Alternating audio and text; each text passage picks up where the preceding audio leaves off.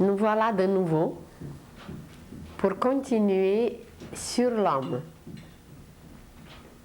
Nous le savons déjà que notre thème général, c'est « Connais-toi toi-même ».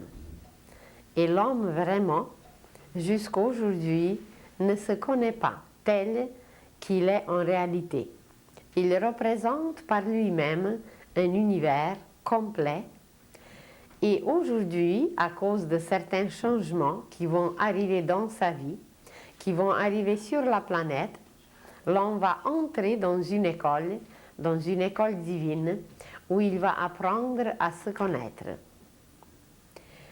Nous avons mentionné dernièrement que l'homme possède une puissance extraordinaire qui est sa pensée. Mais il ne sait pas encore utiliser cette puissance qui lui a été donnée, ça fait déjà des millénaires, et jusqu'à aujourd'hui, cette énergie merveilleuse qui est créatrice dans sa nature, l'homme l'utilise pour la destruction. Et évidemment que c'est lui-même qui est détruit d'abord, c'est la vie autour qui est détruite et c'est toute la planète qui subit les conséquences. Présentement, partout sur la Terre, la conscience s'éveille. Et cet éveil de la conscience va permettre à l'homme d'utiliser la pensée, qui est une puissance créatrice, de l'utiliser pour ses vrais buts, pour les buts pour lesquels elle a été donnée. Et pour se connaître un peu plus sur ce plan, on en a parlé, que sur chaque plan, l'homme a une préparation spéciale, l'homme a un appareil spécial qui utilise certaines matières sur chaque plan. Comme nous avons par exemple au niveau physique, le corps physique qui nous permet de manger, de boire, de respirer, qui nous permet d'être en contact avec les autres, de nous déplacer. Au niveau des sentiments, nous avons aussi une préparation spéciale qui nous permet d'envoyer des sentiments, de recevoir l'amour, d'offrir l'amour, d'envoyer les sentiments différents. Et c'est à travers le corps sentimental que l'homme peut se manifester sur un autre plan. Et sur un plan encore plus élevé, l'homme possède une autre préparation qui est son corps mental, et le corps mental capte les pensées, il les travaille, il les accepte, il les vérifie, toujours en collaboration avec le cœur, qui est beaucoup plus ancien que le cerveau. Et nous nous sommes dit que le vrai directeur, celui qui décide tout, celui qui accepte la pensée, c'est en réalité le cœur. Et quand nous sommes en harmonie avec le cœur, quand nous lui laissons son travail, c'est dans ce cas que nous ne nous trompons jamais, nous ne commettons jamais d'erreur, car le cœur est un appareil de l'âme. Tandis que le cerveau, il est encore en préparation, il est encore assez jeune, et à cause de ça, il ne peut pas encore agir sagement. Maintenant, il y a tout un éveil chez certains êtres, chez certaines créatures, qui essayent de rejoindre le monde intérieur, qui essayent d'éveiller leur conscience volontairement.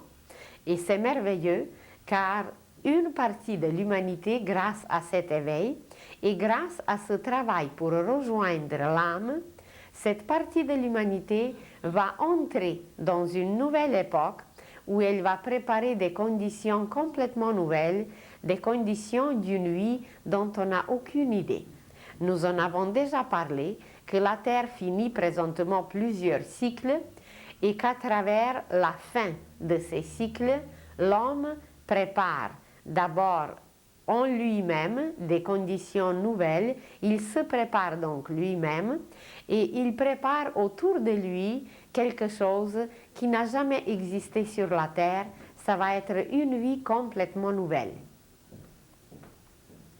Et comme l'homme intuitivement ressent que la vraie source de la lumière, de la joie, de l'amour lui viennent de son âme.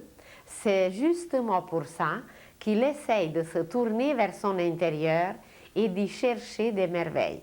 Car il n'y a rien à l'extérieur, tout est déposé déjà en nous depuis l'éternité et c'est à nous maintenant de tourner notre conscience vers l'intérieur et de trouver les trésors cachés qui sont en nous et qu'on va extérioriser et qui nous permettront justement de vivre cette nouvelle époque qui s'en vient. Cette recherche de l'intérieur par l'homme, elle se passe par des façons différentes. En réalité, il y a deux façons par lesquelles l'homme avance et il apprend à se connaître. La première, qui est la plus répandue, la première qui est très ancienne et que l'homme préfère, c'est la souffrance. C'est à travers les souffrances que l'âme nous mène jusqu'au pied du mur. Et là, à travers les souffrances, l'homme se réveille, l'homme commence à se connaître davantage et à utiliser cette source extraordinaire qui est en lui et qui coule à travers l'âme. Alors la masse, la foule, elle préfère le moyen qui est drastique, le moyen qui n'est pas facile, c'est ce moyen qui nous éveille, qui nous rend conscients de tout à travers les souffrances. Mais il y a un autre moyen qui est moins facile. À travers les souffrances, on est obligé. On ne fait aucun effort et on est obligé de souffrir parce qu'on n'a pas voulu faire autrement. Mais ceux qui acceptent la voie de la joie, ceux qui acceptent la voie, en apparence, ce sont des efforts, mais ces efforts n'apportent que la joie. Alors, dans les écoles initiatiques qui ont toujours existé et dont on va parler la prochainement, à travers les écoles initiatiques, on apprenait à écouter la voix de l'âme, mais à travers la joie, à travers un travail qui nous apporte toujours un émerveillement, un enthousiasme et quelque chose de beau. Alors, ce choix que certains disciples, que certains humains faisaient, ce choix leur apportait une joie ininterrompue, une paix intérieure extraordinaire qui n'arrêtait plus jamais. Et ça dépendait toujours et toujours d'un choix conscient. Et aujourd'hui, pour beaucoup, ce n'est pas encore vraiment conscient, mais par leur intuition, ils ressentent qu'il y a quelque chose de mieux, quelque chose de plus merveilleux, quelque chose de plus riche, mais on ne sait pas encore qu'est-ce que c'est, ce côté qui est riche, ce côté merveilleux et ce côté joyeux. Et vous en avez sûrement entendu parler aujourd'hui qu'il y a beaucoup d'êtres qui se dirigent vers la méditation. Nous avons parlé dernièrement de l'observation et de la concentration. Et on s'est dit que depuis des millénaires et des millénaires, l'homme apprend à observer. Mais nous n'avons pas encore tout vu. Observer, si vous décomposez le mot, vous allez trouver un préfixe ob et servez. Servez, serve, qui veut dire servir. C'est la même racine que servir. Alors par l'observation, l'homme apprend à servir l'âme. Car l'âme, c'est la princesse divine qui est en nous, c'est la maîtresse qui nous dirige, c'est la directrice, et c'est elle que nous devons apprendre à servir. Et imaginez un petit enfant qui se trouve dans une famille, comment, par les petites observations, il apprend vraiment à servir les autres âmes. Il ne faut pas penser que nous sommes une seule âme au monde. Chaque objet, chaque chose, chaque être possède son âme. Et alors, un enfant qui sait bien observer, un enfant apprend à servir parce que, en regardant, il voit que son grand-père a besoin des pantoufles. En observant, il voit que sa grand-mère a besoin d'un verre d'eau. Et voilà, seulement en observant, l'enfant apprend énormément et l'enfant apprend l'essentiel, c'est servir l'âme. Pour un adulte, c'est la même chose. Imaginez que nous venons pour choisir un métier à travers lequel l'âme s'exprime. Mais pour apprendre un métier, l'homme doit apprendre d'abord à observer, car exercer déjà un métier, c'est se concentrer. Mais avant d'avoir la possibilité de se concentrer, nous devons apprendre à observer. Alors les élèves, évidemment que la concentration est présente, mais à l'école des élèves, on exige tout d'abord une observation. Et que voilà, petit à petit, à travers les années, à travers tout cet apprentissage, l'enfant apprend à servir ce que l'âme a choisi. Elle a choisi un métier et voilà, lui, en observant, apprend à la servir. Et quand tout était appris, l'enfant, l'adolescent et même adulte commence à se concentrer. Et c'est par la concentration que nous pouvons réaliser tout dans la matière. Imaginez que vous conduisez une voiture. Et quelle concentration ça vous demande? Constamment, à chaque lumière, à chaque coin de rue, c'est une concentration ininterrompue et un petit instant où la concentration a manqué, eh bien c'est l'accident. Alors les accidents, ce sont les manques d'attention, les manques de concentration. Et non seulement sur les routes, mais imaginez les usines innombrables qui sont aujourd'hui très bien équipées, qui sont pleines d'appareils merveilleux, mais à quel point ces appareils, à quel point tout ce qui existe dans les usines demande une concentration. Et cette concentration est absolument indispensable car un moment de manque d'attention, eh bien c'est encore l'accident qui peut coûter la vie, qui peut coûter un bras ou qui peut coûter très cher. Alors par la concentration, nous nous dirigeons vers l'accomplissement de tous les plans, de tous les projets que l'âme a projetés. Seulement nous ne pensons pas dans ces termes, nous ne pensons même jamais que quelqu'un nous dirige, qu'on a une directrice intérieure qui est en relation constante avec le directeur qui est notre esprit. Seulement l'esprit, eh bien l'esprit il est partout, il est omniscient, il est omniprésent, il est constamment partout, alors tandis que c'est la maîtresse qui garde la maison, qui reste dans le temple, présentée par notre corps physique. Et c'est elle qui dirige tous nos mouvements, c'est elle qui choisit avant de venir sur la terre, c'est elle qui choisit notre métier parce qu'elle sait quelle qualité nous devons travailler à travers un tel ou à travers un autre métier. Et voilà, quand nous nous concentrons comme il faut, nous observons en même temps, donc nous servons notre âme, mais par la concentration, nous la réalisons. Et imaginez que tout le monde sur la terre qui travaille, qui se concentre, qui conduit des avions, qui conduit des voitures, qui s'occupe des enfants, qui accomplit un travail quelconque, tout ce monde, en réalité, est concentré et il réalise des projets de l'âme. Mais personne ne pense à cette directrice, à cette princesse extraordinaire ou à cette reine plutôt. Personne ne pense que c'est elle qui est l'essentiel, que c'est elle qui est principale. Et aujourd'hui, ceux qui se sont rendus compte que c'est elle, ceux qui se sont rendus compte que l'âme, elle possède un génie infini, que c'est de l'âme que tout notre génie, que tous nos dons proviennent.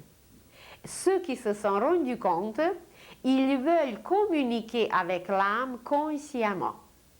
Et pour communiquer avec l'âme consciemment, on accomplit, on fait ce qui est appelé méditation.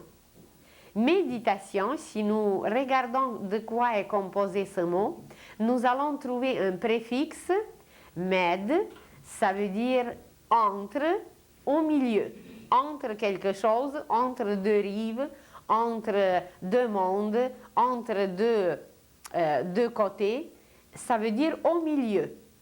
Et alors la première partie c'est ce préfixe, et ita, iti, nous allons parler bientôt de l'initiation. Initiation.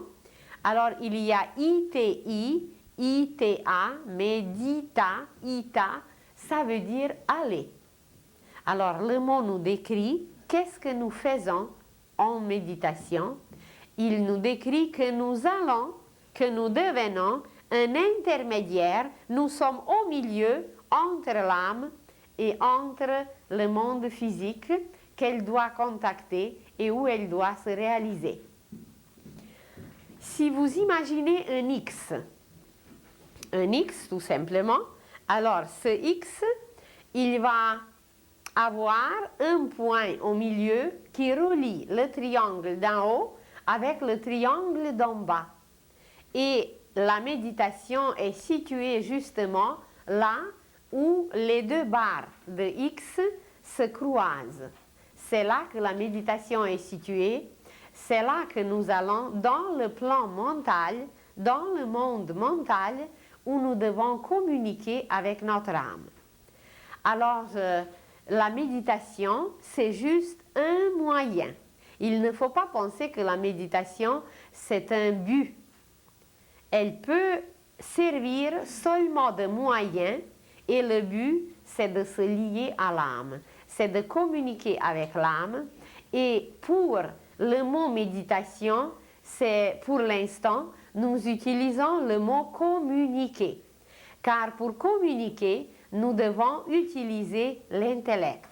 Et c'est très vrai, puisque nous allons sur le plan mental, nous nous arrêtons là où l'intellect peut toucher le monde divin en nous, là où l'intellect peut toucher l'âme, et c'est dans le plan mental que la méditation s'accomplit. Et comment nous pouvons communiquer avec l'âme? Eh bien, c'est que l'homme doit, par cette concentration, par cette observation, par lesquelles il était mené très très longtemps, pendant des vies et des vies, pendant des millénaires, pendant des siècles, il était mené à apprendre, à savoir, de se concentrer. Et alors, quand il a appris à se concentrer suffisamment, il est capable de diriger cette concentration non seulement vers le bas, ça veut dire vers la réalisation à travers la matière, vers le monde physique. Mais il est capable de diriger cette concentration vers le monde de l'âme, vers le monde supérieur, d'où il peut puiser tout le génie que l'âme possède. Imaginez un génie, tout simplement un génie, qui apporte pour l'humanité entière des inventions merveilleuses. Et chaque invention, pour qu'elle soit reçue, elle exige, elle demande une communication avec l'âme. Cette communication, pour certains génies, elle est consciente ou à moitié consciente ou même inconsciente. Mais elle est indispensable pour pouvoir capter les grandes formules, la construction des appareils, comment bâtir un avion, comment aller sur la Lune. Alors, toutes ces images sont captées de la région de l'âme qui s'appelle justement l'imagination. Le monde de l'imagination, c'est le monde de la sémence, et dans chaque petite sémence est cachée une image merveilleuse, et celui qui sait la capter, celui qui sait aller la chercher, eh bien, il devient chez nous un génie, et il devient un être qui a appris et qui sait communiquer avec ce monde merveilleux de l'âme où tout est, où on peut tout prendre, où on peut tout utiliser et surtout donner aux autres à ceux qui ne peuvent pas encore s'y rendre. Alors, la méditation, la vraie, c'est le moyen pour aller au milieu, ça veut dire pour aller communiquer entre le monde divin et le monde matériel. Et cet effort, ce travail, nous pouvons le faire aujourd'hui par la pensée. Nous pouvons aller spécialement se donner un but et aller communiquer avec l'âme, qu'elle nous révèle des choses, car nous vivons aujourd'hui l'époque des révélations. Et c'est à cause de cette époque, c'est à cause que notre conscience est prête pour des révélations, c'est que ça devient indispensable de communiquer avec l'âme et de recevoir ces révélations. La révélation, dans un autre terme, s'appelle l'Apocalypse. Et l'Apocalypse d'aujourd'hui que nous vivons, ce n'est rien d'autre que des révélations que l'âme possède pour nous, que l'âme a préparées pour nous, mais nous ne pouvons pas les recevoir parce que nous ne savons pas les capter et nous ne les comprenons pas. Alors pour le faire, pour recevoir ces révélations, pour recevoir ces merveilles que l'âme nous a préparées, nous pouvons utiliser un moyen qui est comparable à un moyen de transport, si vous voulez, ou à un moyen de communication. Et ce moyen de communication s'appelle méditation. Ça veut dire aller au milieu, aller à un endroit, dans un état plutôt, qui nous permet de tout capter, de tout comprendre, de tout saisir, tout ce que l'âme nous a préparé comme révélation. Et maintenant, comment le faire? Alors, il y a tout un apprentissage, il y a tout un travail à suivre pour ceux qui veulent vraiment comprendre le langage de l'âme. Le langage de l'âme, il est très spécial car il est symbolique. Et c'est à travers les symboles que nous pouvons apprendre à la comprendre. C'est un travail qui est comparable à une mastication mentale. Vous imaginez que nous prenons dans la bouche une nourriture. Et pour que cette nourriture soit absorbée par notre corps, nous devons la préparer déjà dans la bouche, nous devons la broyer, cette nourriture, pour qu'elle soit bien adaptée, pour qu'elle soit accessible à notre corps. Alors, imaginez que déjà dans la bouche, nous préparons la nourriture pour la rendre bonne, correcte pour notre corps. Et nous recevons de cette façon les pensées, qui sont une nourriture sur un autre plan. Nous recevons aussi les sentiments, qui sont la nourriture sur un autre plan. Donc, l'homme se nourrit non seulement de la nourriture physique, telle que nous la voyons dans notre assiette, mais l'homme se nourrit de nourritures différentes et il n'est pas au courant, il n'est pas conscient que nous absorbons les nourritures les plus différentes. Imaginez, par exemple, quelqu'un qui vit seulement dans la beauté. Dans la beauté, et pas nécessairement extérieure, mais quelqu'un qui vit dans la beauté de la pensée. Quelqu'un qui se nourrit constamment des pensées belles, des pensées merveilleuses, des pensées lumineuses. Alors, cet être, il sera capable de devenir un nourricier lui-même. Il pourra nourrir les autres à travers la puissance, la richesse, le côté nutritif de ses pensées. Et c'est ça justement les génies. Les génies deviennent les nourriciers de l'humanité. Les êtres, les grands êtres comme des grands penseurs, des grands philosophes, des grands maîtres, des grands initiés, ils offrent, par leurs pensées merveilleuses, ils offrent à toute l'humanité, ils offrent une nourriture magnifique. Mais nous ne nous rendons pas compte parce que nous ne travaillons vraiment pas encore au niveau mental. Alors imaginez que depuis Socrate, aucune nouvelle pensée n'est apparue sur Terre. Ça veut dire qu'au niveau de la pensée, nous n'avons pas reçu vraiment ou plutôt nous avons reçu, mais nous n'avons pas su utiliser la nourriture mentale qui se renouvellent constamment, qui viennent nouvelles avec chaque époque, mais l'homme ne sait pas l'utiliser. Et c'est pour ça que les génies sont si rares, que les êtres qui peuvent donner, offrir à toute l'humanité quelque chose de merveilleux, ils sont très rares parce que nous ne savons pas nous nourrir au niveau mental. Alors, qu'est-ce que nous faisons par la méditation? Par la méditation, nous nous préparons une nourriture mentale, lumineuse, qui nous permet de comprendre l'âme, de saisir son génie et par la suite de le réaliser. Alors, il y a une certaine concentration qui est demandée. Pour une méditation, avant de la commencer, nous devons nous concentrer. Et sur quoi nous devons nous concentrer? Sur quelque chose que nous aimons. C'est indispensable parce que si nous n'aimons pas l'objet, le symbole, le signe que nous nous sommes choisis pour mastiquer, eh bien notre corps mental n'absorbera pas cette image qu'on n'aime pas et la méditation sera nulle parce que le but de la méditation, c'est de nous amener à comprendre l'âme, à la saisir. Et elle, ce n'est que la beauté. Alors c'est par les images belles, par quelque chose de merveilleux qui nous entoure, que l'homme peut fixer, placer devant lui, mastiquer, qu'il arrivera avec le temps de comprendre la beauté de l'âme, de comprendre le langage de l'âme.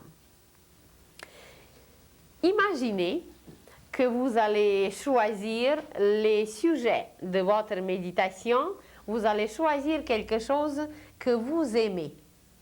Ça s'appelle une méditation concrète, une méditation tout à fait naturelle, tout à fait concrète, que vous pouvez accomplir et que nous d'ailleurs accomplissons n'importe quand, sans se placer dans une position de yoga.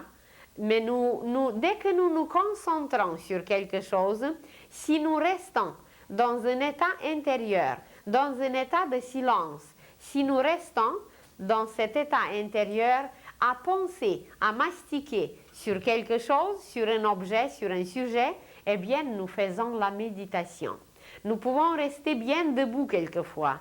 Nous pouvons prendre une pause plus commode. Nous pouvons nous asseoir sur une chaise. Mais pour que la méditation soit valable, pour que la méditation soit correcte, ça nous demande une concentration intérieure qui exclut tout bruit. Et supposez que vous vous concentrez sur une fleur. Vous voyez sur l'image une fleur. Une fleur, c'est le symbole de l'amour. Et ce qu'il faut savoir, c'est que chaque mot, chaque image, peu importe qu'est-ce qu'elle représente, peu importe de quel mot il s'agit, chaque mot est un symbole. Alors, supposez que vous choisissez comme l'objet de votre mastication, comme la nourriture, pour se lier à l'âme, vous choisissez la fleur. Mais on n'a aucune idée quelle énergie on peut capter à travers le mot même fleur. Vous prononcez fleur, fleur, fleur des centaines de fois et ce mot va créer un champ vibratoire et ce champ vibratoire, à cause du symbolisme de la fleur, va nous permettre de capter les courants de l'amour parce que la fleur correspond à l'amour. La fleur est un symbole de l'amour. Supposez maintenant que vous choisissez quelque chose d'autre, que vous choisissez par exemple l'oiseau que vous voyez ici. Et l'oiseau, comme symbole, il nous attache à la liberté, il nous attache à tout ce qui s'envole, à tout ce qui se détache de la matière et aussi l'oiseau symbolise le Saint-Esprit. Alors seulement en regardant un oiseau, même on ne médite pas, on se concentre sur une image que vous voyez. Vous voyez devant vous de s'envoler un oiseau.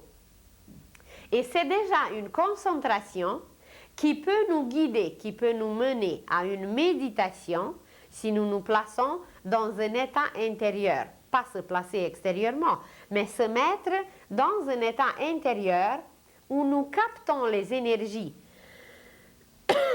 de cette image et nous n'avons aucune idée quelle énergie de l'âme passe par cette image sur laquelle nous concentrons, parce que cette image devient notre plat. Cette image devient notre nourriture et par son symbolisme, qui est toujours cosmique, par ce symbolisme, l'image nous nourrit. Et à travers cette image, nous captons certaines énergies qui vont nous rendre à la longue, quand nous allons vraiment de cette façon se lier sans cesse aux énergies de l'âme qui vont nous rendre créateurs. Et c'est pour ça que l'humanité aujourd'hui est complètement dans la destruction. L'humanité d'aujourd'hui ne sait pas créer parce qu'elle ne sait pas profiter, elle ne sait pas bénéficier, elle ne sait pas retirer les énergies qui coulent vers nous à travers chaque image. Chaque image est vivante, ce n'est pas quelque chose de mort. Et quand nous intériorisons cette image, quand nous la prenons en nous-mêmes, eh bien, elle devient une nourriture pour la pensée, pour le plan mental. Imaginez que vous voulez vous arrêter. Alors, l'oiseau, il est visible. La fleur, elle est visible. Mais que vous voulez vous arrêter sur quelque chose qui n'est pas visible, par exemple l'air, que vous voyez ici, comme certaines vibrations, comme certaines ondes. Alors, tout le monde est au courant que nous respirons. Même si l'air n'est pas visible, mais l'air est présent. La science l'a prouvé, il y a beaucoup de choses invisibles que nous ne voyons pas, mais ça ne veut pas dire qu'elles n'existent pas. Et supposez que vous voulez vous concentrer, je ne dis pas encore méditer parce que c'est vraiment seulement la concentration, sur une image, sur l'air. Vous allez respirer plus profondément, vous allez même sentir à travers vos narines la présence de l'air, l'existence de l'air, et seulement en se concentrant sur le mot, sur l'image de l'air qu'on essaye de respirer, nous retirons consciemment des énergies de cette image. Pour nous donner une idée plus claire encore, qu'est-ce que ça veut dire? Se concentrer sur une image, c'est comme si vous ouvrez un robinet. Imaginez que dans votre cuisine, il y a plusieurs robinets. Il y a un robinet qui laisse couler l'eau, il y a un autre robinet qui laisse couler l'or liquide, la lumière, il y a un autre robinet qui laisse couler du lait ou qui laisse couler du miel ou élixir de vie. Alors les images que nous prenons et qui sont une nourriture pendant ce travail de la méditation, ces images, chaque image, c'est une source. Et quand on se concentre sur une image, eh bien l'image devient un robinet. Mais ce que nous faisons dans la méditation, c'est que nous ouvrons des robinets et la source commence à couler. Et cette source, elle provient toujours de l'âme, seulement elle a des manifestations les plus diverses, les plus différentes. Chaque image fait couler la source de l'âme, mais différemment. Si vous prenez la fleur, ça va être l'amour. Si vous prenez l'air, ça va être la puissance. Si vous prenez l'oiseau, ça va être la liberté, l'envol, l'enthousiasme. Ici, au milieu, vous voyez l'homme. L'homme, symboliquement présenté. Supposez que vous voulez vous concentrer sur l'homme. Vous n'avez aucune idée quelle sorte de robinet vous ouvrez. À travers ce robinet qui représente l'homme, va couler bien la qualité même de l'âme, la douceur, le feu de l'esprit, la puissance du Christ. Tout ce qu'un homme peut concentrer, condenser en lui, et le mot même homme veut dire feu sacré. Alors nous allons nous nourrir du feu sacré seulement en se concentrant sur l'homme. Alors pour que ça soit clair dans notre pensée, c'est quoi méditer? Méditer, c'est ouvrir des robinets de l'âme à travers lesquels l'âme commence à nous envoyer des énergies, mais comme nous ne pouvons pas imaginer ces énergies abstraitement, imaginez que ces énergies coulent à travers une image concrète. Et de prendre une image concrète, de se concentrer sur elle, eh bien, c'est justement d'ouvrir le robinet de l'âme. Et vous allez dire, oui, une fleur, c'est beau, un oiseau, c'est très beau, l'air, surtout si on imagine l'air pur, c'est beau, un homme, c'est beau, mais de prendre quelque chose de plus prosaïque, quelque chose qui ne nous dit pas immédiatement qu'il y a une beauté de l'âme qui coule à travers. Alors, un objet qui est très, très ordinaire, supposez une chaise. Vous prenez une chaise comme le sujet de la méditation et vous commencez à méditer sur la chaise.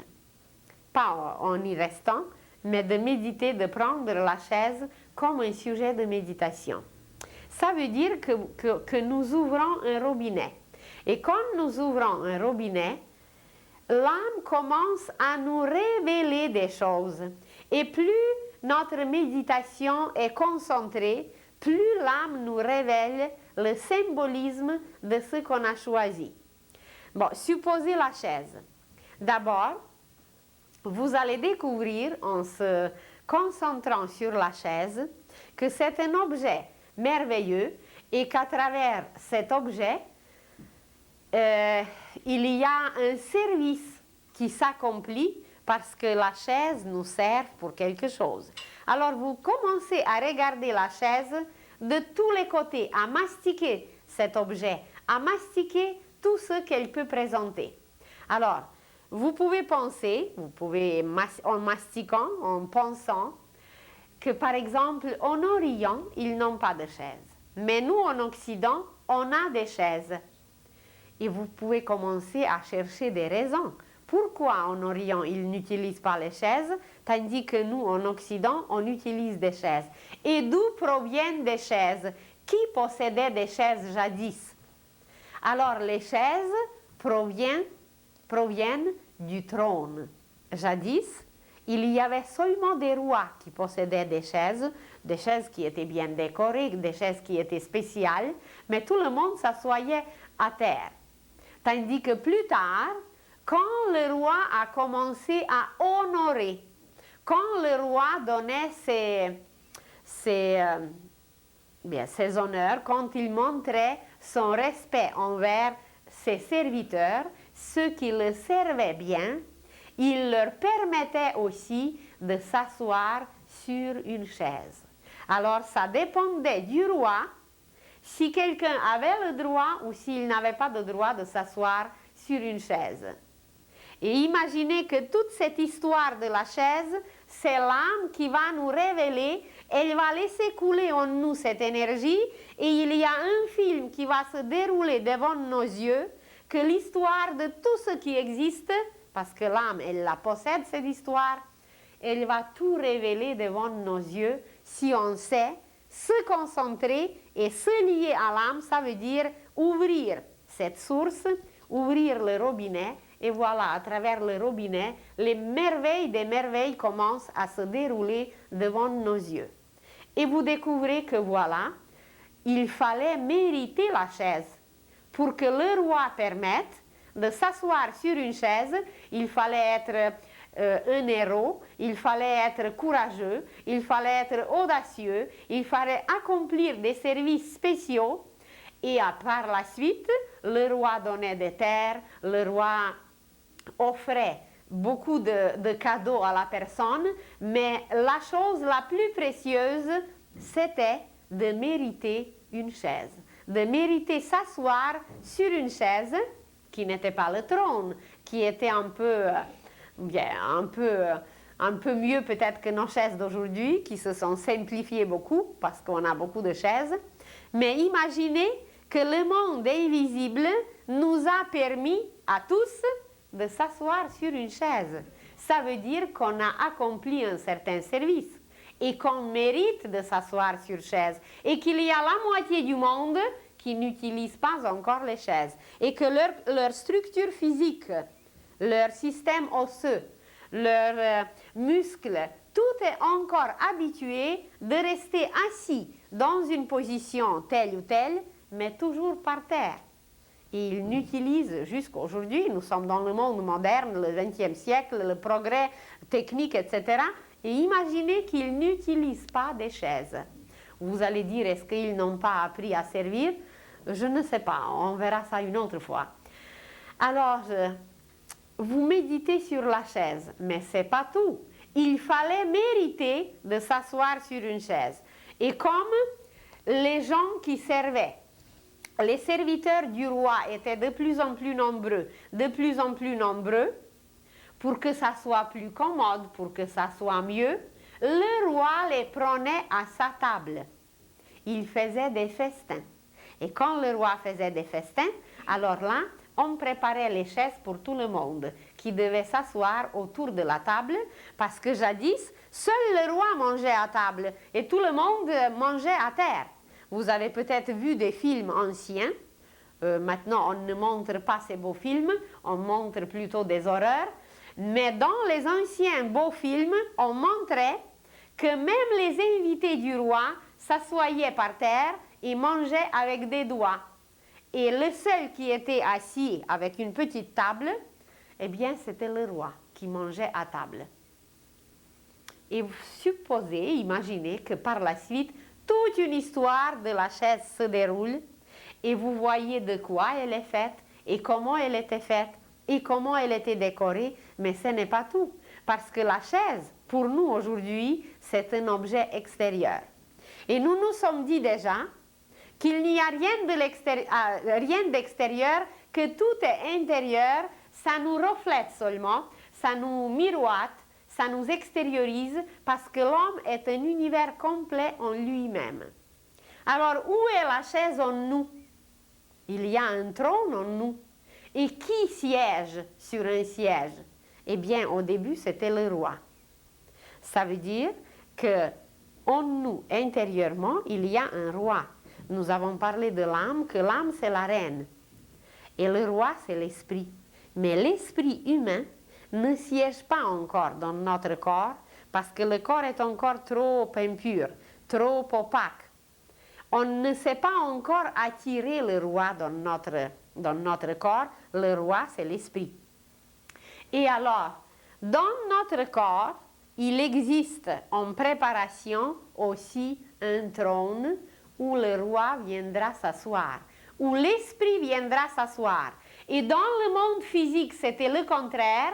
C'est le roi qui offrait le siège, le trône, la chaise aux autres.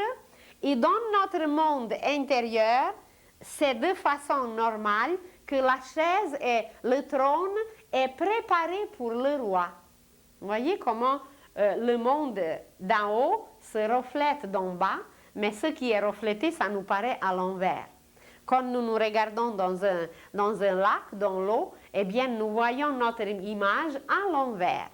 Hein, vous voyez? C'est le roi qui préparait le siège pour quelqu'un qui méritait le trône, le siège, tandis qu'intérieurement en nous, nous préparons un trône pour notre propre roi qui est nous-mêmes, parce que nous, on n'est pas conscient qu'on est des princes, des princesses, des rois et des reines futures.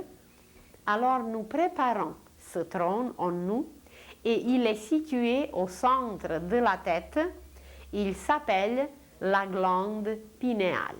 La glande pinéale chez l'homme, dans l'homme, c'est le futur trône pour l'esprit. Et quand l'esprit viendra siéger sur ce trône, eh bien, l'homme va devenir omniscient, omnipotent, omniprésent, parce que c'est le roi qui va se manifester et l'homme deviendra le roi de l'univers. Il maîtrisera les systèmes solaires, il bâtira les galaxies et il va être vraiment le roi dans l'univers. Non seulement le roi de son corps. Aujourd'hui, ce que nous allons développer, c'est que nous allons devenir le roi d'abord de notre corps, parce que nos cellules ne nous obéissent pas.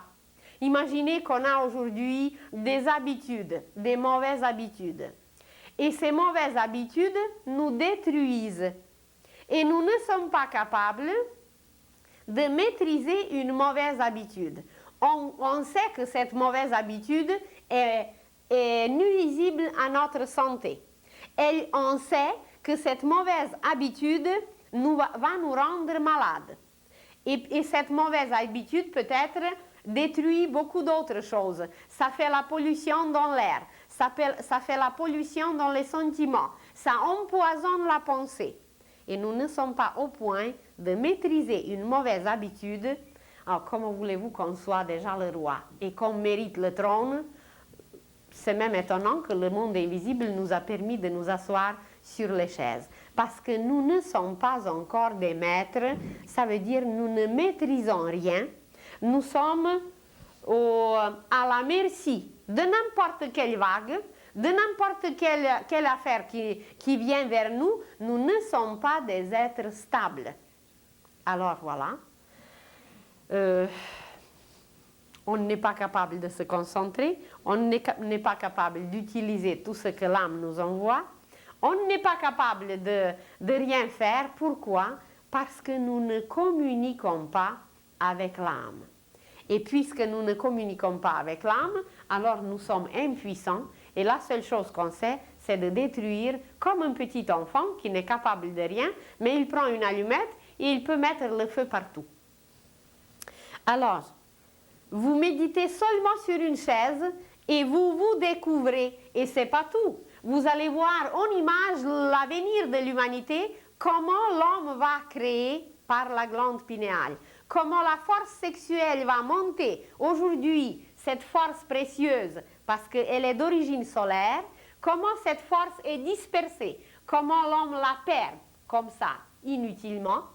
Et comment cette puissance extraordinaire va être sublimée. Elle va monter et l'homme va devenir le créateur, le roi, et cette force va s'exprimer, elle va lui permettre de tout faire, de tout réaliser à travers la glande pinéale qui est le trône en nous, le trône dans le plan physique.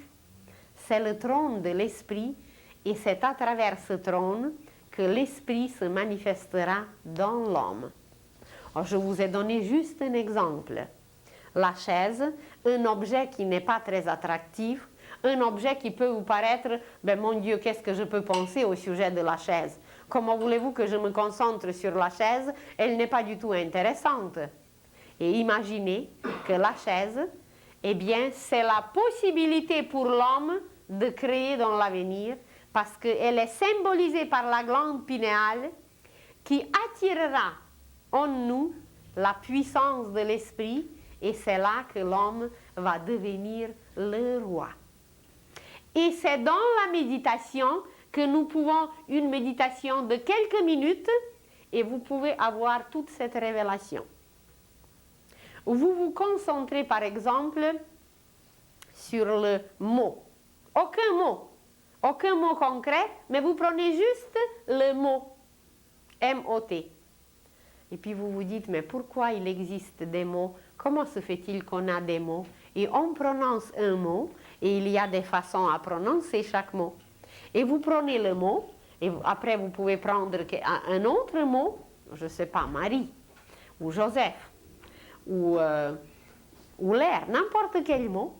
Et l'âme va vous révéler dans la méditation, si vous vous concentrez bien, que chaque mot a un champ vibratoire.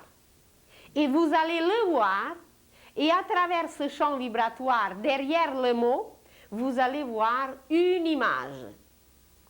Et cette image va vous révéler le sens du mot, mais ça va être un sens cosmique, le sens complet de chaque mot. Si vous voulez vous concentrer sur les prénoms, alors vous vous concentrez sur les prénoms, et l'âme, vous ouvrez le robinet, et l'âme va vous révéler des merveilles et des merveilles sur des prénoms. Pourquoi des prénoms? Pourquoi les noms? Qu'est-ce qui est caché derrière chaque prénom? Quelle est la composition des lettres? Vous prenez n'importe quel prénom et vous commencez à l'analyser. Vous prenez par exemple Daniel. Et par le prénom, vous allez découvrir que tout le monde est caché, que la partie d'Anne, ça veut dire jour. La partie Da, ça veut dire Dieu. La partie Elle, la fin, c'est le nom de Dieu. Et il y a encore des merveilles et des merveilles qui sont cachées dedans, et ça va se dérouler comme sur un film devant vous. Ça va vous pénétrer comme un flot de pensées. Pas nécessaire quelquefois de voir les images, mais vous allez comprendre instantanément si le robinet était ouvert. Alors, je crois que ce n'est pas compliqué de comprendre qu'est-ce que c'est la méditation. La méditation, c'est la mastication au niveau de la pensée. Nous prenons une nourriture qui est un objet, qui est un mot, qui est une image, et à travers ce mot, nous commençons à se lier avec l'âme qui déverse un flot de nourriture infinie et qui déroule devant nos yeux des images, l'histoire, la signification, le symbolisme, tout ce qui est caché dans chaque objet, dans chaque mot, qui ne sont que des symboles. Et que voilà, on devient petit à petit omniscient. Car l'âme qui est omnisciente, elle est là pour nous révéler tout. Elle est là, notre directrice, et elle possède ses richesses toujours pour nous.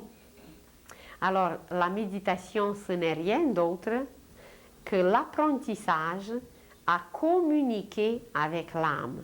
Je n'ai pas dit communier, j'ai dit seulement communiquer, parce qu'à travers les images simples, concrètes, nous faisons couler les énergies. Et quand nous faisons couler ces énergies correctement, l'image se déroule, l'image se découvre, et l'âme nous montre toute une histoire, et c'est la façon joyeuse d'apprendre, de se réveiller et de devenir conscient. C'est pas souffrant, comme la majorité des humains le font, mais c'est par notre choix, c'est par notre joie que nous commençons à nous nourrir d'une nourriture subtile, belle, offerte par l'âme. Tandis que les autres se nourrissent de la misère, des souffrances, et ils préfèrent cette nourriture, ils mangent tout avec les poils, avec tout ce qui est le plus désagréable, bien, ils préfèrent. Alors, on va les laisser pour l'instant, mais ceux qui sont prêts, alors ils peuvent déjà utiliser ce travail de l'âme. Je vous remercie pour aujourd'hui, je vous souhaite une bonne semaine et à la prochaine.